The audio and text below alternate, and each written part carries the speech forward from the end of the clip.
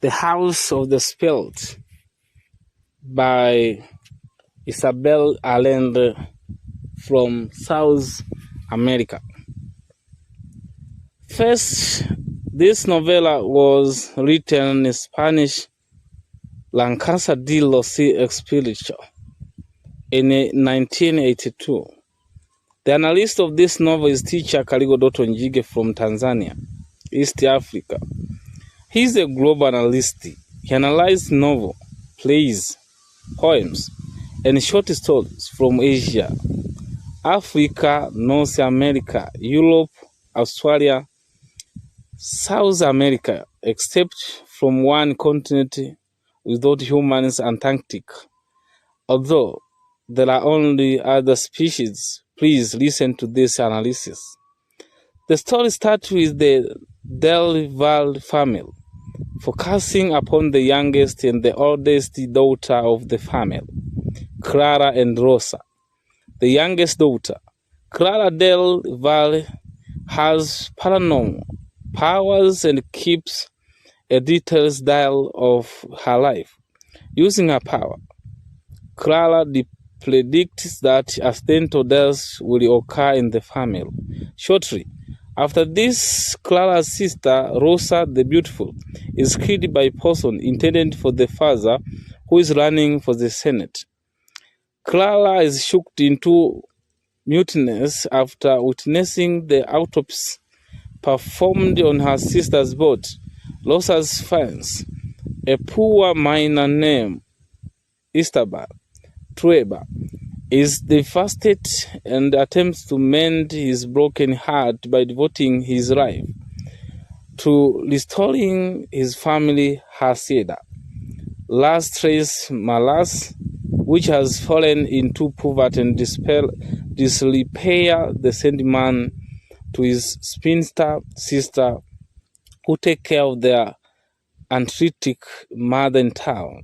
Through a combination of intimidation and his spinster sister who take care for their arthritic mother in town, through combination of intimidation and reward, he enforces respect and labor from the fearful peasant and turns Tres Malas into a model hacienda.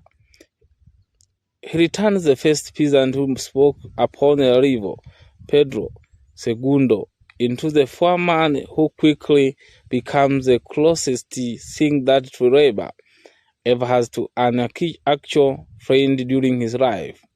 He rapes men of the peasant women and children and his first victim.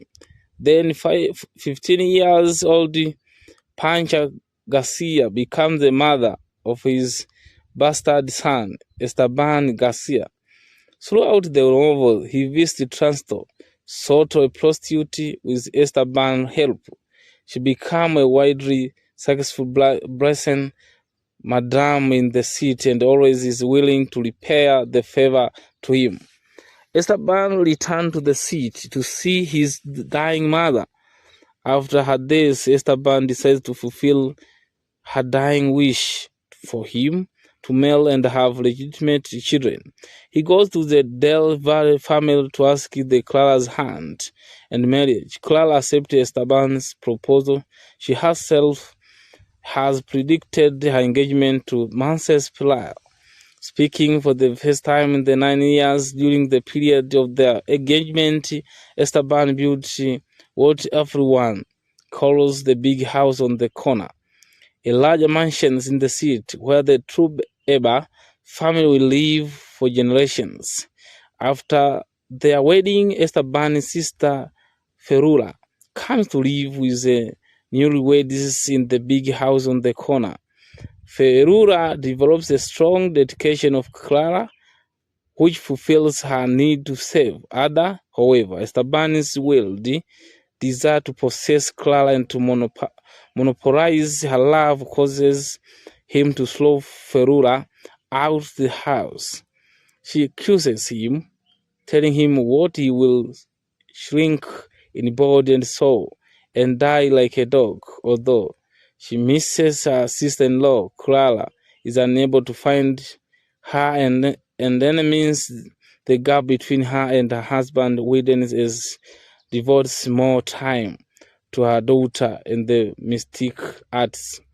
Clara gives birth to a daughter named Blanca and the later twins boys Jaime and Nicholas. The family, which resides in the capital, stays at the hacienda during the summertime. Upon arriving, the Tres Maras for the first time. Blanca immediately befriends a young boy named Pedro Tercero, who is the son of father's foreman.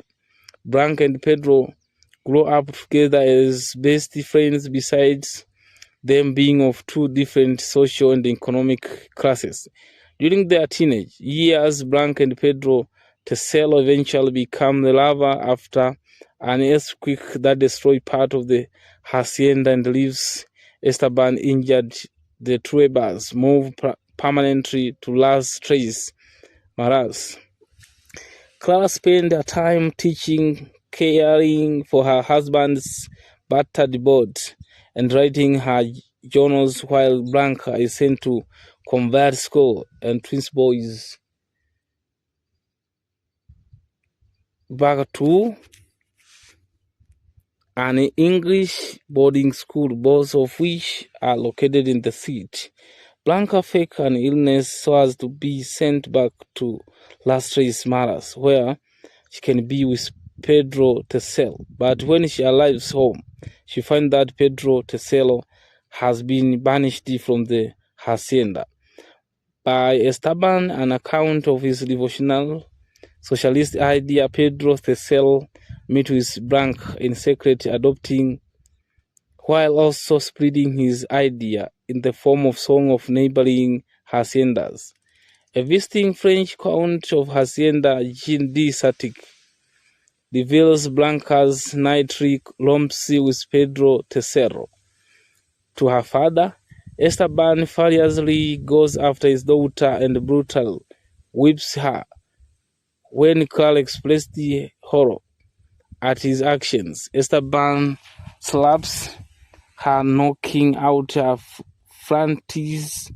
Clara decides to never speak to him again, reclaim her maiden name, and moves out of Tres Maras and back to the city, taking Blanca with her. Esther, furious and lonely, blame Pedro Tercero for the whole matter, putting a price on the boy's head with a corrupt rock police. At this point, Pedro Segundo reset Esteban, telling him he does not want to be around when Trueba inevitably catches his son. In Lady Pedro Segundo departure, Trueba begins hunting for Pedro Tercero, himself eventually tracking him down to a small shack near the hacienda.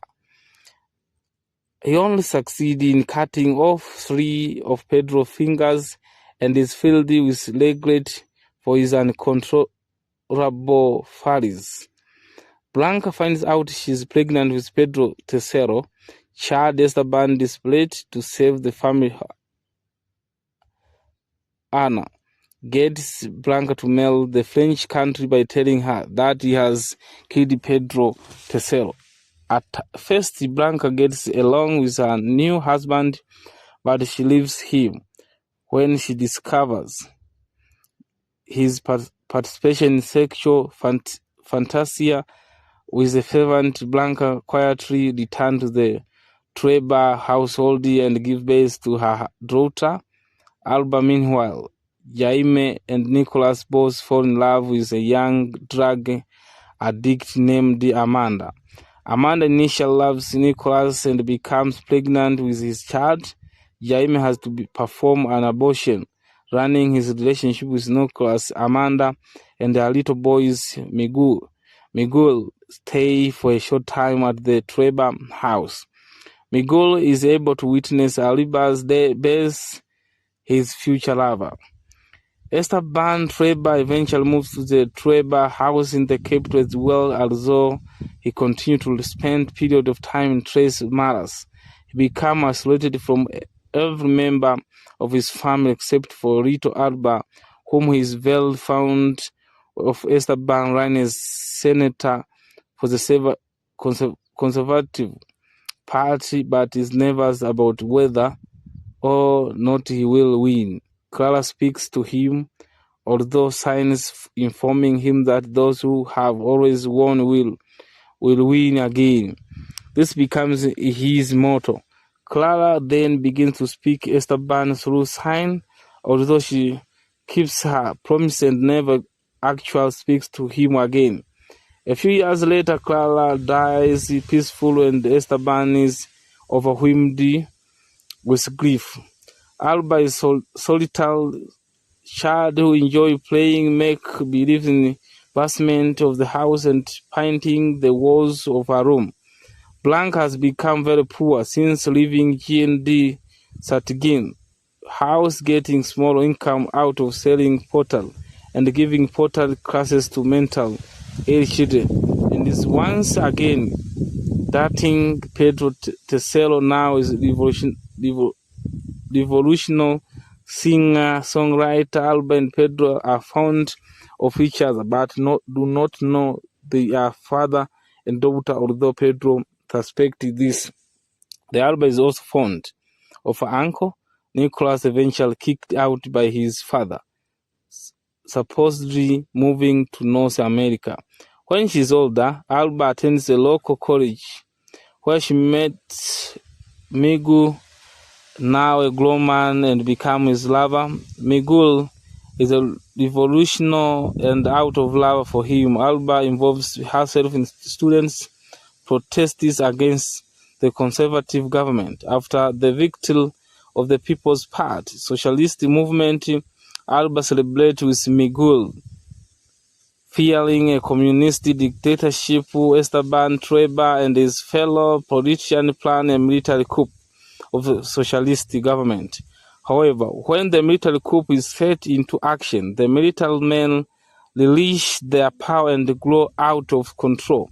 Esteban's son Jaime is killed by power-driven soldiers along with other supporters of the government. After the coup, people are regularly kidnapped and tortured. Esteban helps Blanca and Pedro to sail free to Canada, where the couple finally find their happiness. Military regime attempts to eliminate all traces of opposition and eventually comes to Arriba. She's made the prison of Colonel Esteban Garcia, the son of Esteban Truebas and Panza Garcia, illegitimate son and hence the grandson of Esteban Trueba. During an earlier visit to the Trueba house, Garcia had molested Alba as a child. In pure-hearted of her privileged life and eventual inheritance, Garcia tortures Alba repeatedly looking for information on Miguel. He rapes her, thus completing the cycle that Esteban Trueba put into motion when he raped Pancha Garcia.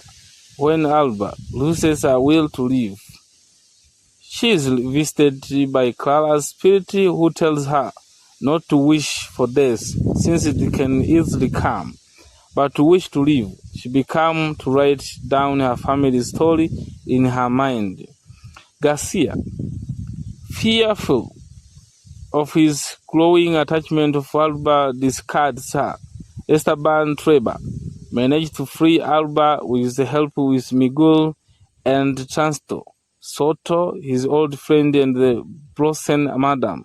After helping Alba write the memoir, Esteban Trueba dies in the arms of Alba, accompanied by Clara's spirit. He's smiling, having avoided Ferrura's prospects that he will die like a dog. Alba is pregnant, though whether the child is Miguel's or the product of her rape is unknown.